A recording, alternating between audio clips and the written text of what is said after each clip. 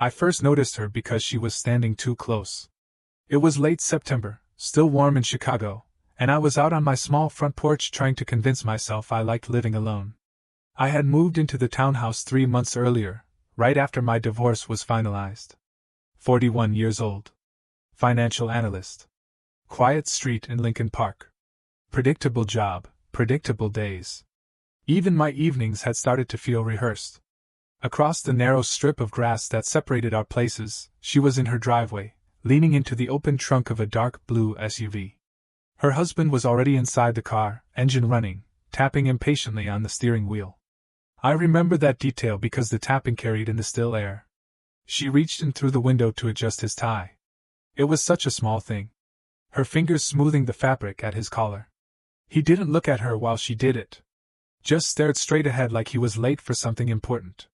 She kissed his cheek. He gave her a quick nod and drove off. She stayed standing there after the car disappeared around the corner. Just standing. Arms folded.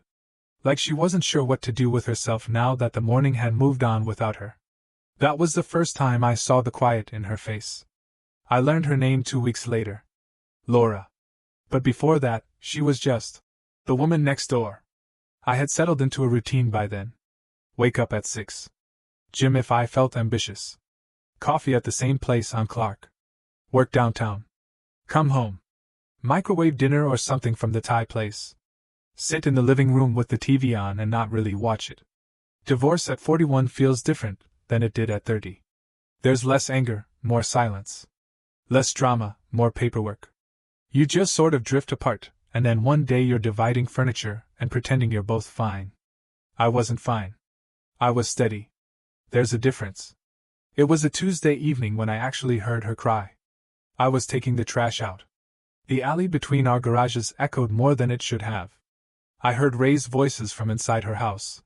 A man's voice. Sharp. Fast. Not yelling exactly, but cutting. I couldn't make out the words at first. Then I heard one sentence clearly. Do you know how ridiculous you sound right now? There was a pause. Then softer but worse. You're not 30 anymore, Laura. I froze with the garbage bag in my hand. I didn't know their story. I didn't know their marriage. But I knew that tone. I'd used it before years ago, in my own kitchen. That dismissive edge. That way of shrinking someone down with a sentence. The garage door shut. His car started. He drove off again. It was almost 7. She came out into the alley a minute later, probably not knowing I was there. She wiped at her face quickly when she saw me. The kind of fast movement people make when they don't want witnesses. Sorry, she said automatically. We're renovating.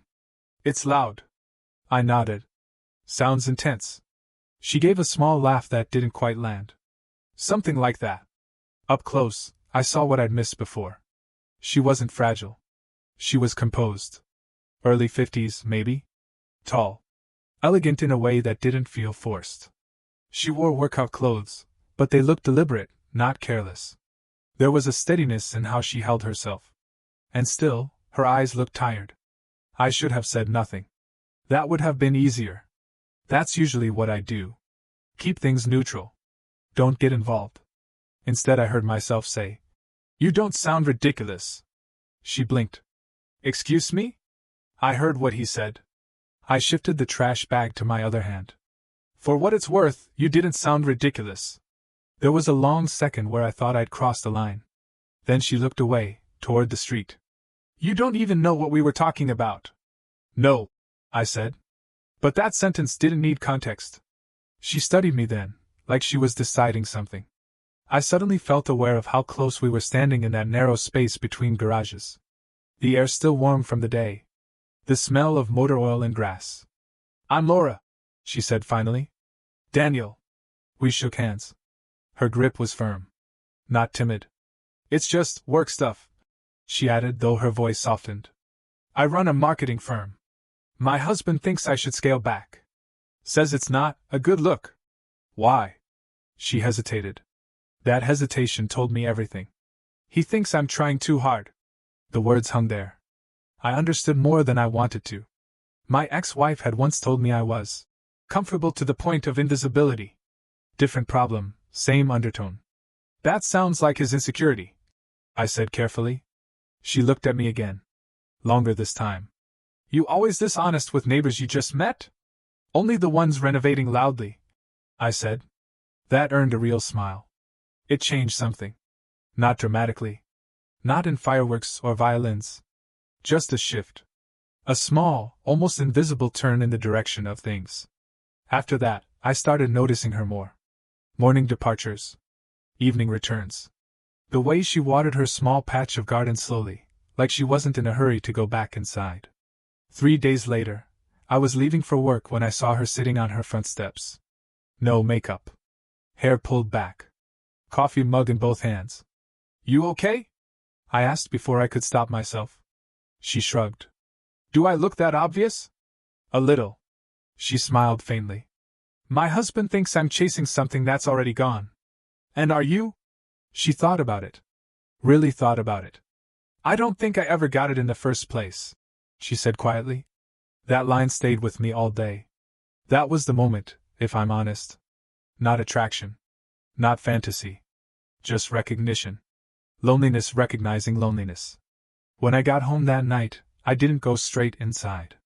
I sat on my porch longer than usual. Lights came on one by one across the row of townhouses. Somewhere down the street, a dog barked. A train rumbled faintly in the distance. Her kitchen light flickered on next door. I told myself I was just enjoying the weather. But the truth was simpler. For the first time since my divorce, I felt pulled towards something instead of away from it. And I didn't step back. She knocked on my door 3 nights after I heard them arguing again. I remember the time because I had just microwaved leftover pasta.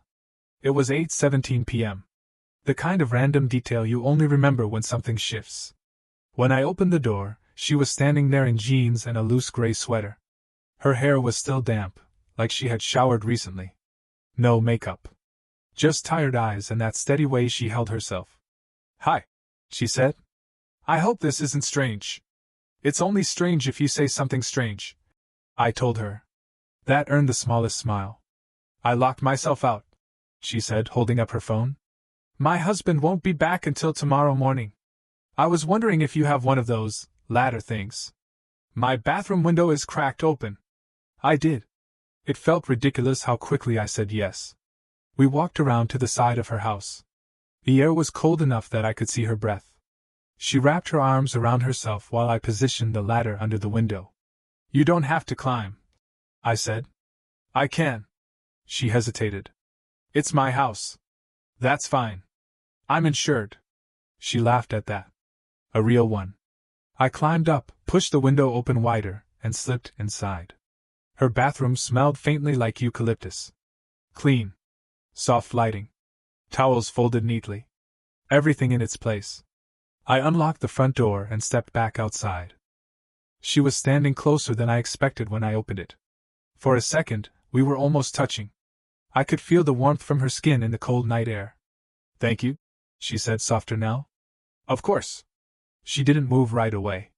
You didn't have to help, she added. I wanted to. There was a long pause. The kind where either person quite knows what the next step is supposed to be. Do you want some tea? She asked suddenly. As a thank you? I should have said no. It would have been simpler. Polite.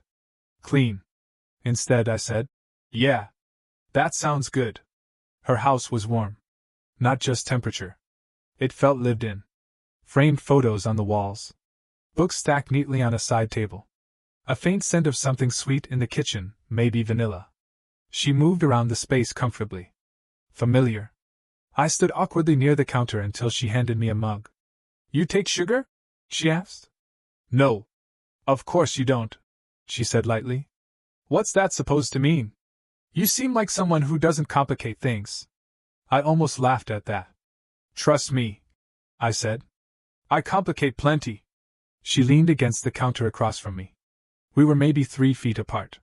Close enough that I could notice the faint lines at the corners of her eyes.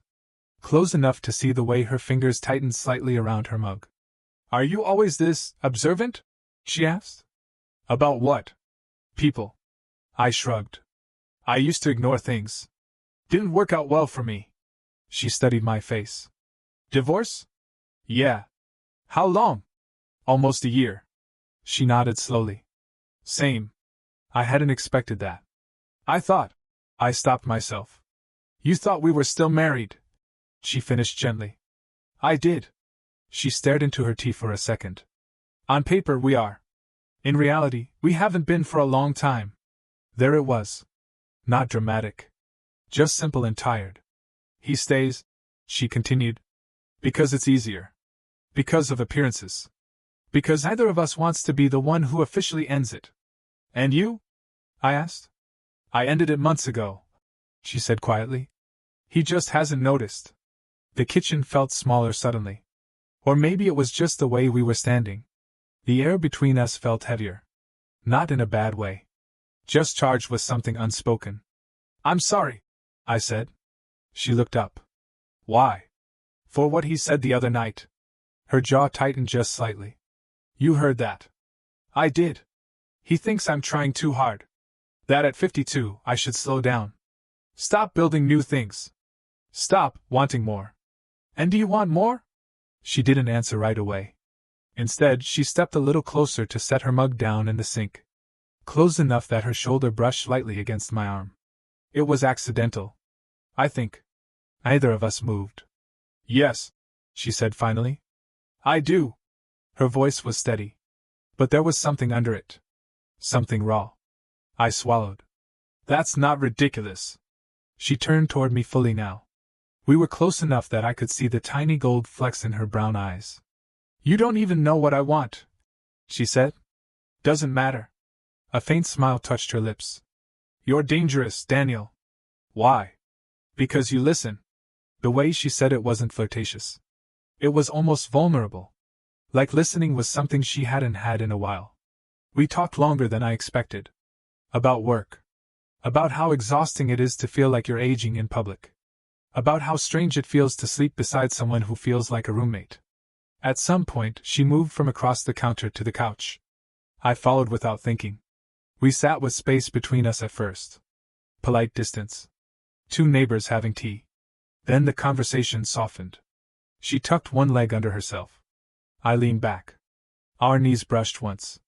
Neither of us commented. You ever feel invisible? She asked. All the time. How? My ex used to say I was reliable. Which sounded like a compliment. But what she meant was predictable. Safe. Not exciting. Laura studied me. You don't feel safe right now. That caught me off guard. Why do you say that? You're sitting like you're trying not to lean toward me. She wasn't wrong. I let out a slow breath. Maybe I am. There it was. Not a confession. Not yet. Just honesty. She didn't move away. Instead, she reached out, almost absent-mindedly, and brushed a piece of lint off my sleeve. Her fingers lingered half a second too long. The touch was small. Barely anything. But my chest tightened. We both felt it. She pulled her hand back slowly.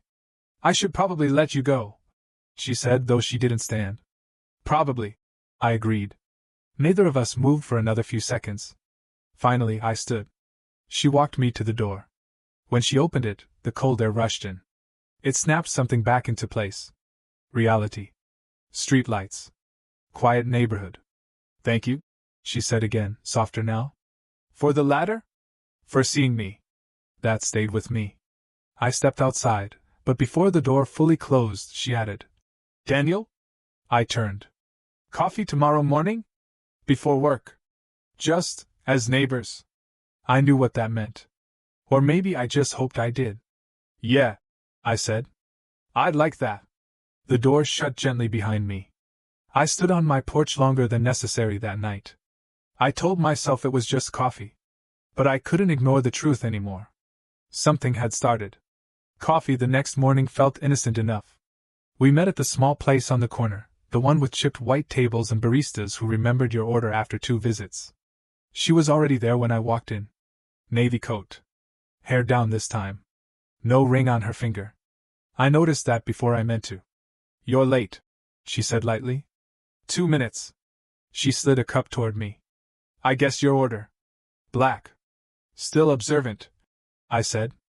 We sat across from each other at first. Safe distance. Morning light coming through the front windows. People moving in and out. It felt normal. Public. Controlled. We talked about work. She told me more about her firm. 15 employees. Mostly younger. She said it without self-pity, but I heard it anyway. They think I'm trying to prove something, she said. Like I should be slowing down, mentoring, fading out gracefully. And you don't want to. I don't know how to fade, she said. I'm not built for that. I like that about her. 2 weeks later, coffee became routine. I started timing my mornings around hers. If I left the house at 6:40 instead of 6:30, I'd catch her locking her door. We'd walk the short block together. Close but not touching. Sometimes our arms brushed when the sidewalk narrowed. Those small brushes started to matter. By October, we were texting. At first it was practical. Did your package arrive? Storm coming tonight. Your porch light is still on. Then it shifted. You okay? Long day. Can't sleep. The late-night messages felt different. Softer. Less guarded. One night around 11:30 my phone buzzed. Are you awake? I stared at the screen for a full minute before replying. Yeah. 3 dots appeared. Disappeared. Appeared again. I hate how quiet my house feels, she wrote. I looked around my own living room. TV on low. No sound of anyone else moving. Just the hum of the fridge. Mine too, I sent back. She replied almost immediately. Do you ever miss just having someone in the room? Yes. There was a pause after that. A long one. Then, I'm on my porch. I didn't think. I just grabbed my jacket and stepped outside. She was sitting on the top step, knees pulled to her chest. The street was quiet. Porch lights glowing soft yellow along the row. You didn't have to come out, she said, though her voice sounded relieved. I know. I sat beside her. Not too close at first. Just enough to share the space. For a while, we didn't talk. We just listened to the distant sound of traffic and the wind moving through the trees. My husband's moving into a condo next month, she said eventually. That was new. Is that good? I asked. I think so. It makes things real. I nodded. She lowered her feet to the ground, shifting slightly toward me. Our shoulders touched this time. Neither of us adjusted away. I haven't been touched in a long time, she said quietly. The sentence landed between us. Not sexual. Not dramatic. Just honest. I felt my throat tighten. You deserve to be, I said before I could stop myself. She turned her head toward me slowly. Close enough that I could feel her breath against my cheek. Careful, she murmured. I know. But neither of us moved. Her hand found mine on the step between us. Not fully. Just her fingers resting against mine. Testing. I let my hand turn slightly. Our fingers threaded together. The contact was warm. Steady. Not rushed. It felt like something fragile being held in place. We sat like that for a long time. After that night, the space between us changed. By November, she came over to my place on Sunday evenings. We'd cook something simple. Pasta. Salmon. Nothing complicated. She'd move around my kitchen like she'd always belonged there, bumping into me on purpose sometimes when she reached for a plate. You're in my way, she'd say, but she wouldn't step back. The first time she stayed late enough that the dishes were done and the lights were dim, we ended up sitting on my couch closer than we ever had before. She tucked her legs under her again, but this time they brushed against my thigh. I rested my arm along the back of the couch. It hovered behind her shoulders for a while. You're thinking too hard, she said softly. I don't want to rush you. She looked at me then. Really looked. I'm not fragile, Daniel. I know. Her hand came up to my chest, resting flat over my shirt. I could feel the warmth of her palm through the fabric. This is slow, she said. Slower than I've done anything in years. Good, I whispered. She leaned in first. The kiss wasn't urgent. It wasn't desperate. It was careful. Lips brushing, then pressing slightly firmer. Testing the edges. When she pulled back, she didn't move far. Her forehead rested against mine. I've missed this, she breathed. So have I. We didn't go further that night. We stayed there on the couch, her head on my shoulder, my hand resting lightly at her waist. It felt intimate in a way that surprised me. More intimate than anything rushed would have been. 2 weeks later, her husband officially moved out. That night, she stood in my doorway longer than usual. "It's done," she said. "How do you feel?" "Light," she answered. Then after a beat, "And scared." I stepped closer. Slowly. "You're not alone," I said. Her hands slid up my chest, around my neck. She pulled me down into a kiss that was deeper this time. Less tentative. My hands found her waist. Then her back. The curve of her spine beneath my palms. We moved inside without breaking contact. The bedroom felt different than the rest of the house. Quieter. More intentional. I paused before we crossed that line. "Laura," I said softly. She looked at me, steady and sure. "I want this," she said. "Not because I'm lonely. Not because I'm proving anything. Because it's you." That mattered. When we finally lay down together, it wasn't frantic. It was slow. Exploring. Her fingers tracing along my jaw, my shoulders. My hands moving carefully along her sides, memorizing. Skin against skin felt new again. Warm. Real. She watched me the whole time. Not shy. Not hiding. Afterward, she rested her head against my chest, her leg tangled with mine. Our breathing slowly settling into the same rhythm. "This feels different," she murmured. "It does." Outside, the street was quiet. Same neighborhood. Same porch lights. But everything had shifted. And for the first time in a long time, I wasn't just going through the motions. I was choosing something. And she was choosing me back. The night I told her I loved her wasn't planned. It wasn't during one of our slow evenings in bed. It wasn't after some dramatic fight. It happened on a Tuesday, in the middle of a mess. Her biggest client had pulled out that morning. I could hear it in her voice when she called me around noon. Tighter than usual. Controlled in that way that means she's holding something together by force. "I'm fine," she said. "Just a setback." "You don't sound fine." A pause. Papers shuffling on her end. "They said they're going younger," she added quietly. "Fresh energy. Fresh perspective." I felt anger rise in my chest before I could stop it. "That's not about perspective," I said. "I know what it's about," she replied. "And I should be used to it by now." By the time I got home that evening, her office lights were still on across the driveway. It was past 8. I walked over without texting first. She was sitting at her dining table surrounded by folders. Glass of wine untouched. Laptop open but dark. "You don't knock anymore?" she asked when she saw me. "Didn't feel necessary." She leaned back in her chair and rubbed her eyes. "I built that account from scratch," she said. 3 years. "And he said they need someone who understands where the market is heading." "You do understand." She gave a dry smile. "Apparently I understand the past." I moved the folders aside and sat across from her. "You know what I see?" I said. "What?" "I see someone who runs a company while people half her age burn out in 2 years. That's nice, Daniel." "I'm not being nice. I'm being accurate." She looked at me then. Really looked. Like she was searching for doubt in my face. "I'm tired of fighting to prove I'm still relevant," she admitted. "Sometimes I think maybe I should just step back. Let someone younger take over. Fade a little." The word hit me harder than it should have. "You don't get to fade," I said. Her eyebrows lifted slightly. "You don't get to disappear because someone else is uncomfortable with your age. That's their insecurity, not your expiration date." Silence filled the room. Her throat moved as she swallowed. "You make it sound simple," she said. "It's not simple," I replied.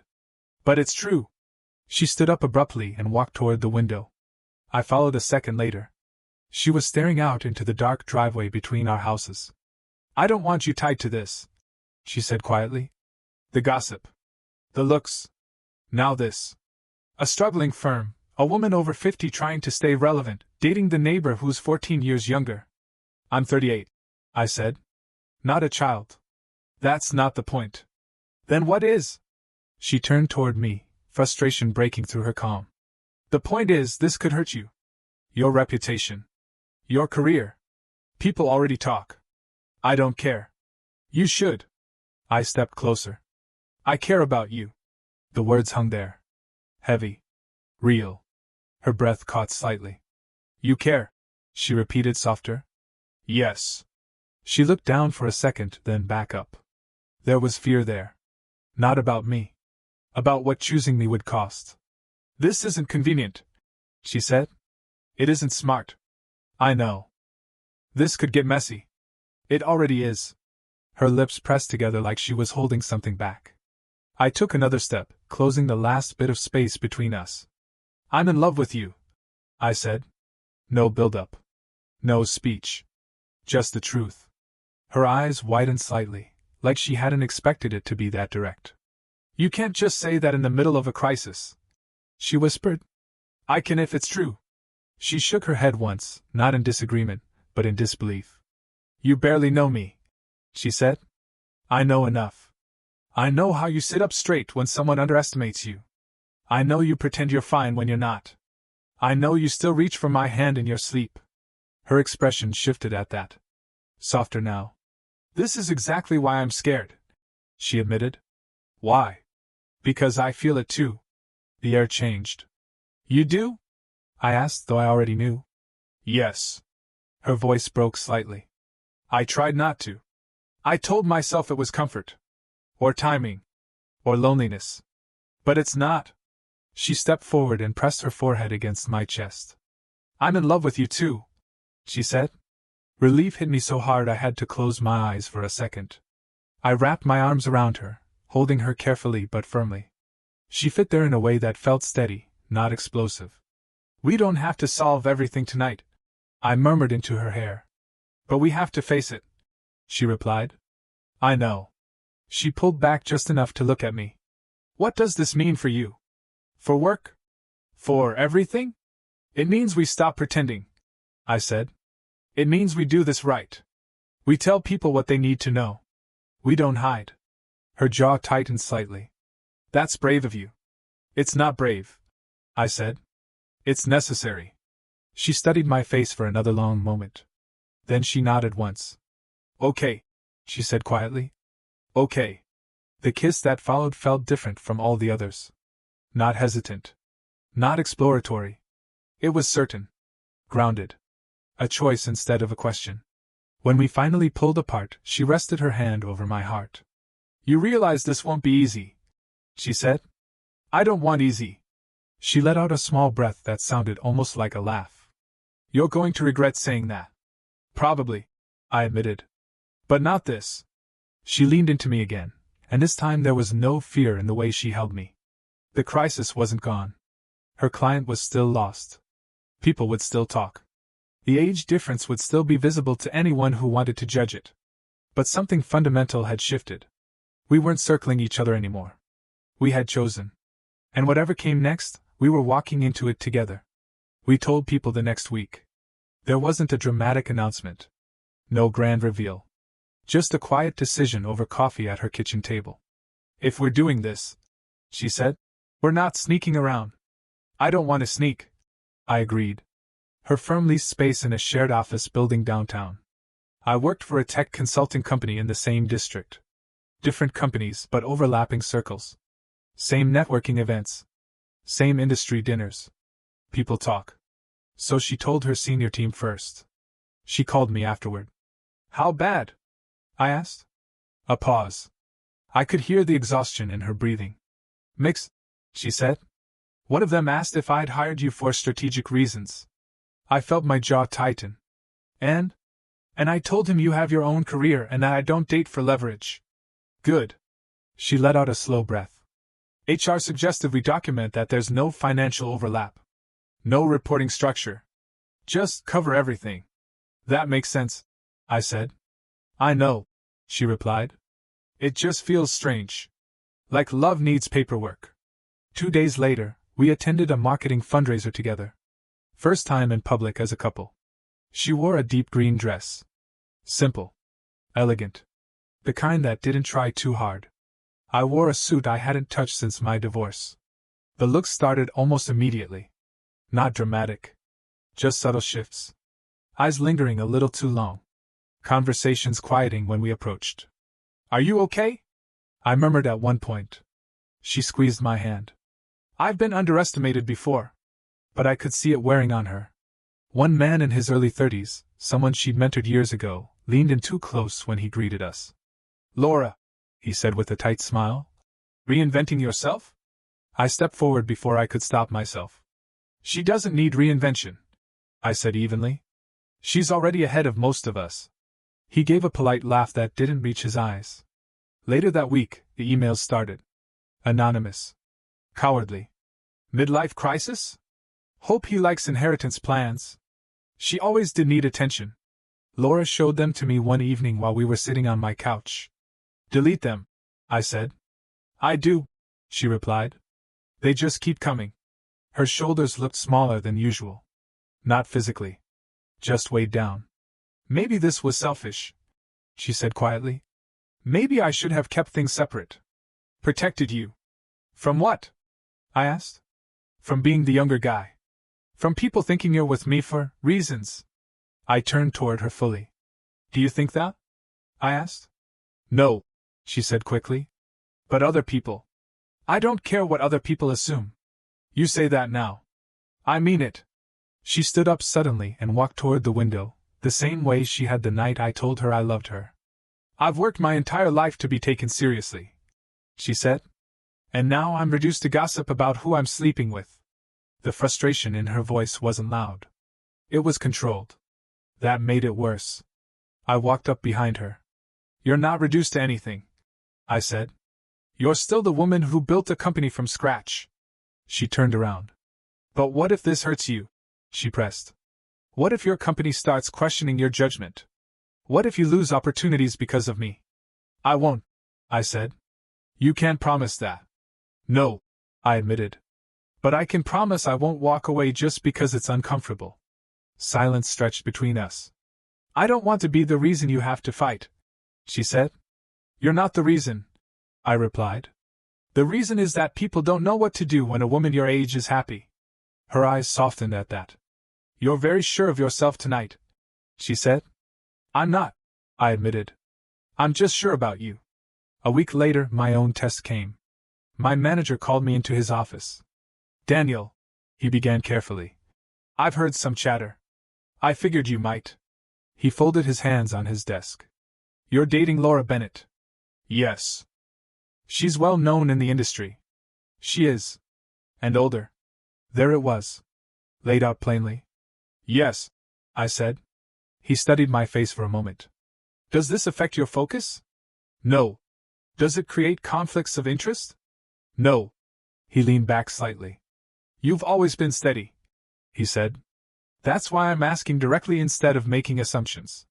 "I appreciate that." He nodded once. "Then keep doing your job. Let the gossip burn itself out." It wasn't exactly support. But it wasn't rejection either. Still, the whispers didn't stop overnight. At networking events, I could feel people sizing me up.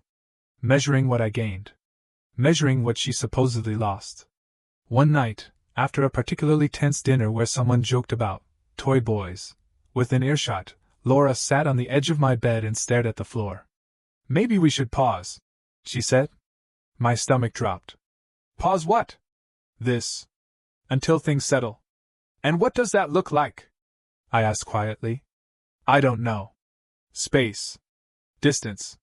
Less visibility." I walked over and knelt in front of her. "Look at me," I said. She did. "Are you asking for space because you don't love me?" "No." "Because you're unsure about us?" "No." "Then don't push me away to make other people comfortable." Her jaw trembled slightly, just for a second. "I don't want you paying for my happiness," she whispered. "I'm not paying," I said. "I'm choosing." That word seemed to steady her. "You're sure?" she asked. "Yes." She reached for my hands then, gripping them tightly. "I'm not used to someone staying," she admitted. "I am," I said softly. "I'm very good at staying." Over the next month, something shifted. Laura secured a new client. Bigger than the one she lost. Not through desperation, but through skill. She walked into that pitch with calm confidence. I helped her rehearse the presentation the night before, sitting cross-legged on my living room floor while she ran through slides. When she got the contract, she didn't cry. She just came home, dropped her bag, and kissed me with a quiet intensity that said more than celebration ever could. At my company, I was assigned lead on a major project. Not because of her. Because I'd earned it. Long hours. Clear thinking. No drama. At the next fundraiser, the looks were still there, but they were different. Less mocking. More curious. People notice competence. They respect results. And slowly, the volume of the whispers turned down. Not gone. Just quieter. One evening, months into the storm, Laura and I sat on my porch wrapped in a shared blanket. "Do you regret it?" she asked softly. "No. Even the hard parts?" "Especially those," I said. She leaned her head against my shoulder. "I've spent years shrinking myself to make other people comfortable," she murmured. "I don't want to do that anymore." "You don't have to." She intertwined her fingers with mine. For the first time since we went public, I felt something settle. Not because the world approved, but because we had stood in it, together, and hadn't let go. It wasn't one big decision. It was a series of small ones. The first was a toothbrush.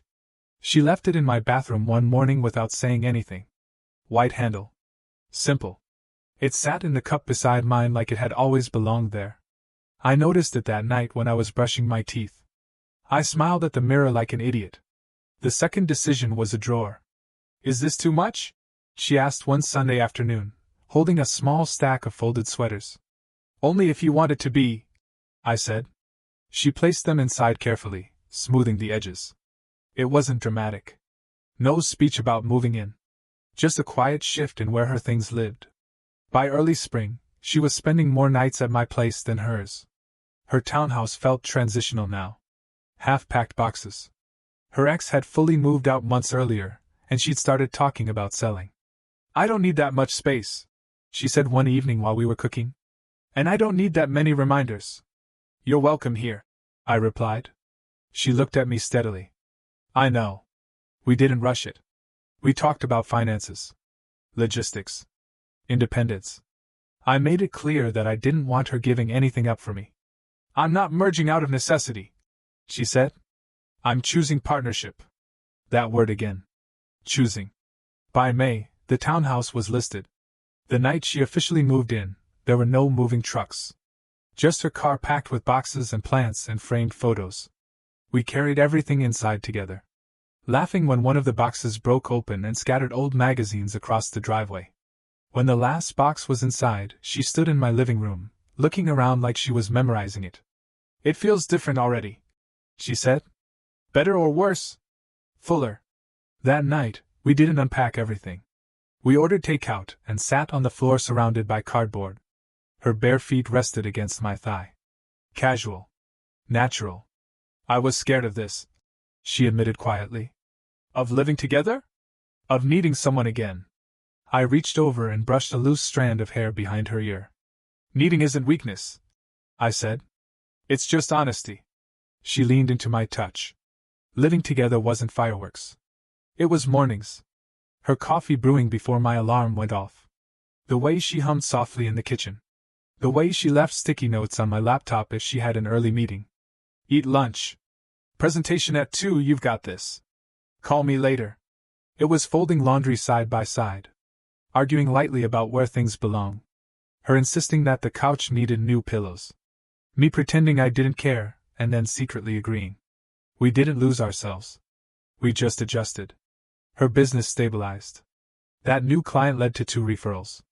She hired another senior strategist, someone closer to her age. She stopped apologizing for her experience. At an industry panel that summer, someone introduced her as a veteran voice in modern marketing. She smiled and corrected them gently. "Experienced," she said. "Not finished." People laughed. But they also listened. At my company, I was promoted to senior project lead. It had nothing to do with her, and everything to do with staying consistent. Long nights. Clear results. When I told her, she wrapped her arms around my neck and whispered, "See? Steady wins." One evening in late August, we walked along the waterfront after dinner. Warm air. City lights reflecting off the water. She slipped her hand into mine like it was automatic now. "Do you ever think about how strange this must look to other people?" she asked. "Two adults walking?" I replied. She nudged me with her shoulder. I mean us. I stopped walking and turned toward her. I don't care how it looks, I said. I care how it feels. She studied my face for a second, then nodded slowly. It feels right, she said. That was the night I knew I was going to ask her. Not because it was perfect. Not because we'd silenced every critic. Because we'd built something stable. I didn't plan some elaborate setup. No flash mob. No hidden photographers. 2 weeks later, on an ordinary Thursday evening, we were in the kitchen cleaning up after dinner. She was standing at the sink, sleeves rolled up, hair tied back. I dried a plate slowly, watching her. What? She asked without turning around. Nothing. You're staring. I am. She glanced over her shoulder. Is this about the new throw pillows? She teased. No. I set the plate down and reached into the drawer beside the stove where I had hidden the ring for 3 days, waiting for the right moment. When I turned back to her, she saw it in my hand and went completely still. Daniel, she breathed. I don't have a speech, I said honestly. You know I'm not built for grand gestures. She covered her mouth lightly, eyes already shining. I just know that my life is better with you in it, I continued. Not louder. Not more dramatic. Just better. Steadier. I stepped closer. You didn't fade, I said softly. You expanded. And I got to stand beside you while you did. Her hands trembled slightly as she lowered them. I want to keep choosing you, I said. Every day. Even when it's inconvenient. Even when people stare. Even when it's hard. I dropped to one knee, not because it was expected, but because it felt right. Marry me. There was a long second where she just looked at me. Not shocked. Not overwhelmed. Just present. Yes, she said. No hesitation. She laughed through tears as I slipped the ring onto her finger. Yes, she repeated, firmer this time. When she pulled me up and kissed me, it wasn't dramatic. It was warm. Certain. Afterward, she rested her forehead against mine, just like she had the night I told her I loved her. You realize, she whispered, they're going to talk again. Let them, I said. She smiled. I've never been more sure of anything, she admitted. Neither had I. And this time, the future didn't feel like something I had to brace for. It felt like something we were walking toward together. We didn't want a ballroom. That was the first thing we agreed on. No chandeliers. No giant guest list. No spectacle that felt like we were trying to prove something. We chose a small waterfront restaurant we both loved. The kind with warm wood floors and big windows facing the marina. Late October again. Almost a year from the morning I first watched her stand in the street after her husband drove away. There were 30 people there. Close friends. A few colleagues who had stayed steady when others drifted. My sister flew in from Seattle. Her older brother came with his wife and hugged me like I'd already been family for years. She wore a simple ivory dress. No dramatic train. No heavy veil. Just clean lines and a quiet kind of confidence. Her hair down, soft around her shoulders. When she walked toward me, I didn't think about the age difference. Or the whispers. Or the emails. I thought about the porch. The tea. The first time she said she wanted more. I thought about how she never faded. The ceremony was short. Honest. The officiant was an old friend of hers who had seen the whole arc of her marriage and its quiet ending. When it was time for vows, she went first. I spent years shrinking, she said, her voice steady. I thought that was maturity. I thought that was compromise. But it was fear. She looked at me then. You didn't rescue me. You stood beside me. And somehow that was stronger. I swallowed hard. When it was my turn, I didn't read from the card in my pocket. I thought being steady meant being invisible, I said. I thought I was safe because I didn't take risks. A few quiet laughs from friends who knew me well. You showed me that steady doesn't mean small, I continued. It means reliable. It means staying. And I want to stay. With you. Her eyes didn't leave mine. We didn't promise forever in big dramatic words. We promised choice. Daily choice. Even when it's inconvenient. When the officiant said we could kiss, it felt less like a climax and more like a continuation. Warm. Certain. During the reception, I watched her move through the room. Laughing. Talking. holding court in that calm way she does. No one was whispering now. Or if they were, it didn't matter. One of the same men who had made that "reinventing yourself" comment months ago shook my hand. "You two look solid," he said. "We are," I replied. Laura caught my eye across the room and smiled slightly, like she knew exactly what had just happened. At one point, she pulled me outside onto the small dock behind the restaurant. The air was cool, water shifting gently against the wood. "Remember when I wanted to pause?" she asked quietly. "I remember. I'm glad you didn't let me." "I was scared too," I admitted. She slipped her hands into the pockets of my suit jacket. "They said it wouldn't last," she said. "They were wrong." She nodded once. "I wasted years thinking I was past my prime," she added. "Like love had an expiration date." I shook my head. "You were just getting started." She laughed softly at that. Inside, someone tapped a glass to get our attention. Time to cut the cake. Time to dance. Time to be visible again. As we walked back in, she squeezed my hand. "Thank you," she said quietly. "For what?" "For not shrinking with me." The rest of the night blurred in that gentle way good memories do. Music. Laughter. My sister crying during her toast. Her brother telling a story about Laura at 25 that made everyone laugh. We weren't proving anyone wrong with speeches. We proved them wrong by standing there. Together. Calm. Steady. At the end of the night, when the last guest had left and the restaurant lights dimmed, we stepped outside one more time. The marina was quiet. City lights reflecting on the water. She leaned into me. "Mary," she said, almost testing the word. "Mary," I echoed. It didn't feel like an ending. It felt like the same porch conversation, just expanded. The same choice. Only this time, we said it out loud in front of everyone. A year ago, I thought my life had already settled into its final shape. Divorced. Stable job. Quiet house. Predictable future. I didn't think anything dramatic was missing. I just assumed that's what adulthood felt like. Calm. Contained. A little smaller than it used to be. Then I watched a woman stand in the street after her husband drove away. That's all it was at first. A moment. A pause in the middle of an ordinary morning. I almost ignored it. If I had, none of this would exist. What I've learned is that love doesn't always arrive in a grand way. Sometimes it starts with noticing. With listening. With refusing to look away when someone is being quietly diminished. Laura wasn't waiting to be rescued. She didn't need saving. She needed someone who didn't ask her to shrink. And I didn't need excitement or chaos. I needed to stop mistaking steadiness for invisibility. People still have opinions. They probably always will. Some think she's too old for me. Some assume I must have some hidden motive. A few still look at us like we broke some unspoken rule. But here's what I know now. Age is a number other people use when they don't know what else to measure. It says nothing about depth. Or warmth.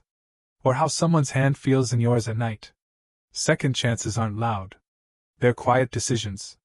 They're choosing not to disappear. Choosing not to let fear make the rules. Love isn't convenient. It complicates things. It forces conversations. It invites judgment. It makes you visible in ways that can feel uncomfortable. But it also steadies you. It teaches you that being enough isn't about being younger or more exciting or easier to explain.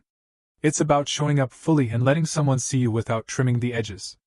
If I had stayed comfortable, I would still be alone in that townhouse, telling myself I was fine.